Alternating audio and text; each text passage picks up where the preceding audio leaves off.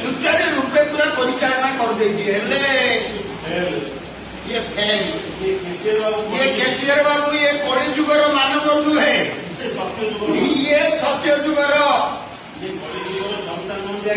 କଳିଯୁଗର ଜନତା ନୁହେଁ ଆଜ୍ଞା, ଇଏ ସତ୍ୟ ଯୁଗର ମାନବ। କେସିଆର ବାବୁ ଏ କମ୍ପାନୀ ହଉଛି ମୋ ଭାଇଙ୍କର, ଆଉ ମୁଁ ଏଠି ମ୍ୟାନେଜର।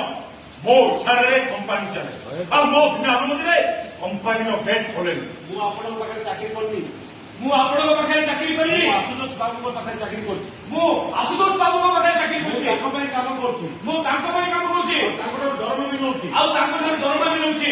ଦରମା କହୁଛ 70,000 କହୁଛ ତ, 7 ଲକ୍ଷ ଟଙ୍କା ଦେବି। ଇଏ ଇଏ 7 ଲକ୍ଷ ପୁରା 10 ଗୁଣା। ଇଏ ପୁରା 10 ଗୁଣା ହେଇଗଲେଣି। ଆଉ ଏଠି ଅସୁବିଧା ନାହିଁ। ମ୍ୟାନେଜର ବାବୁ ହେଲେ